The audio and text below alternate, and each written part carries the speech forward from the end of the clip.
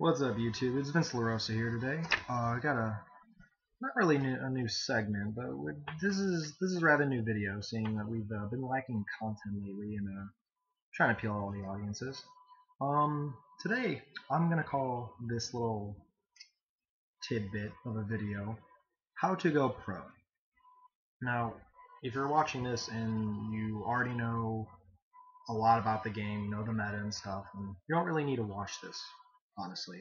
But if you want to pass this along to a friend that's just starting up without really explaining it, because honestly, explaining how to get in this game can be a little complicated, then by all means, show them this. But I'm just here to give you some tips on how to get into the game without being too confused like I was about a year and a half ago this time, wasting too much money and too much time where it didn't matter. The first lesson slash point is that all cards have values.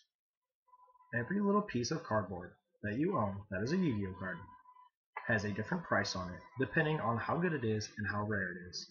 Know these. Most important thing ever. Just go on eBay. I know it's probably crazy if you're thinking, whoa, one card can cost this and another can cost this.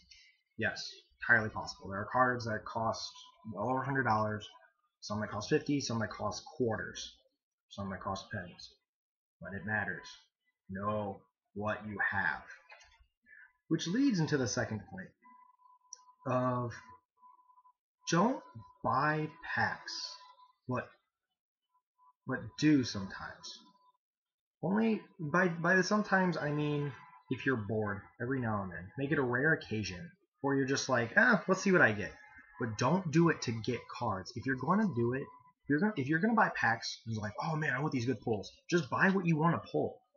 Like I know that sounds ridiculous, and if it's an $80 card, then that's insane. But don't. Just focus on singles. However, I do advise that if you're just getting into it and you don't have very many cards, buy like a collection or deals on Troll and Toad or whatever. Or you can do probably what's the better route and find a card shop near you, become a local. Go to your locals. Make friends. Chances are you got in the game because you know somebody there that plays. And if you don't, I mean that's okay. Just go there and start making friends. Be a little cautious about trading people at first, but because I mean honestly, if people see that you're fresh meat so to speak, they're gonna try to trade rape you. Like it's just gonna happen. So go in knowing what you have.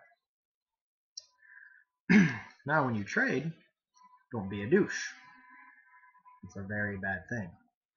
You want to make friends. You're going to be coming to this card shop a lot. You want to be nice to the people. You want to get to know the people who not are only selling you your packs for the tournament entry fees or whatever, but you want to make friends with the people that you're going to see a lot. Now, there are going to be some guys you're going to hate and you're not going to be friends with. I'm not friends with a lot of people in my locals.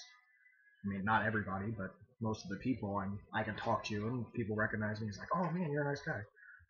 So, because I tried. I don't want to be a raving douche. Nobody likes those. Don't be that. That's bad. Um, with that comes focusing on only one or two decks. Right now, I have like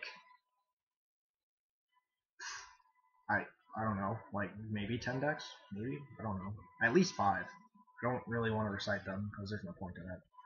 But I've been playing a while, and I've been able to trade a while, and I've been able to accumulate a collection because I've been doing it a while. That's the key. At first, you're not going to be able to do that. You're only going to have like so many cards and access to cards. You only want to focus on like one or two decks. Like if you don't know what deck you want to play, just like research it. Talk to you probably got into it because of a friend, or you're gonna meet friends. So talk to them about it. See what they do. Like ask about different play styles or how you like to play. Are you a very cautious person? Are you very like aggressive person? Like what kind of monsters do you like? Do you like dragons? Do you like toys or warriors or dinosaurs? Whatever. Just start basic. You don't even necessarily have to think about a play style. Just think about something you like. That's what I did with Frognarks and it worked for me. Now I don't even play that anymore, but that's not the point. Um Lastly, my final point is don't be a shine whore. Now, you're probably going to, at some point, if you follow my advice and go to a local, become a local player, you're new, you're going to probably face against somebody who's like pretty good and been playing a while, where they're a shine whore, which isn't necessarily a bad thing. But a shine whore, if you just in case for those of you who don't know, is where you shine out your entire deck to like the max rarity or very high rarity, not necessarily max, because some cards are way too difficult to max out on rarity. I have all my staples, my Mystical Space Typhoons, my Torrentials. I have them all shined. It's all pretty. You don't need them. It's not necessary. Don't try to get cards just because they look pretty, and you might think, oh man, am I really bad? No. As long as your cards match, or as long as they're in good condition, that's all you really need. I mean, honestly, it even gets to the point where like shining out a deck doesn't even really matter. Like I have 2 ultimate rare Solemn Warnings. I do. However, this weekend I finally managed to complete my playset of 2 common warnings, which made me really happy. Because honestly, I hated running the ultimate warnings because they're really like flimsy.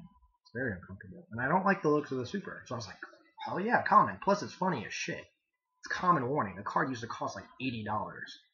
It's insane. But those are the points I have today. Hopefully you take them into consideration. Hopefully this video is worthwhile for your friend. Or maybe I brought up some new points and you brought up some points I didn't. I don't know. But I hope this helps. Hopefully I'll be doing an Dolce deck soon. That archetype is pretty sweet. Get it? Because it's desserts. Yeah. Anyway, so till next time, YouTube. Later.